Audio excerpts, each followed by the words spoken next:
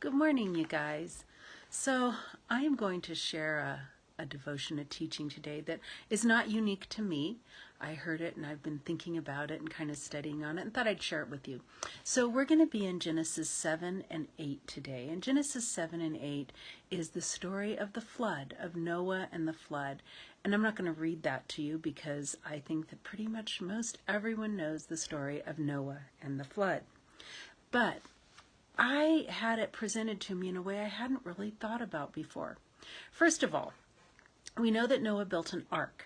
Now, the difference between an ark and a boat is that an ark you can't steer. You don't have control over where it is. It's just a big tub that's sealed up that's going to float.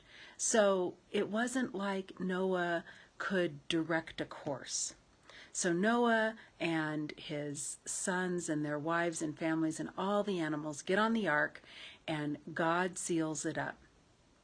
Now this was quarantine in the nth degree.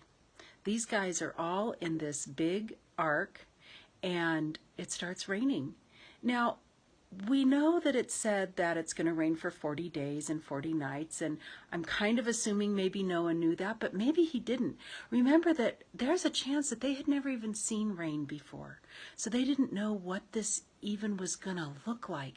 They had to completely trust God that he had their best interests at heart and that it was going to end when he thought it should end. So think about this past over a year that we've been in. You know, none of us really knew what a pandemic looked like. We didn't know what quarantine really was. And we all want to know when it's going to be over. But we're not being told those things. We're in an ark and we don't have control over where we're going. Just like Noah, we have been quarantined with our close family and pets and animals. And, you know, things are opening up now. But I just really thought about how this shows us the kind of trust we have to have. We read these stories of the Bible, and Trudy and Jeff have been talking about these stories of our people. And we read these stories of our people, and Noah was one of our people. And it's a story. It kind of goes in our head, and we have cute little toy animals and all of those things. But when you think about it, this was hard stuff. This was hard stuff. After the ridicule of building this ark and everyone going, what are you even doing? Then they have to just decide to go in and trust God. They don't know where they're going to land.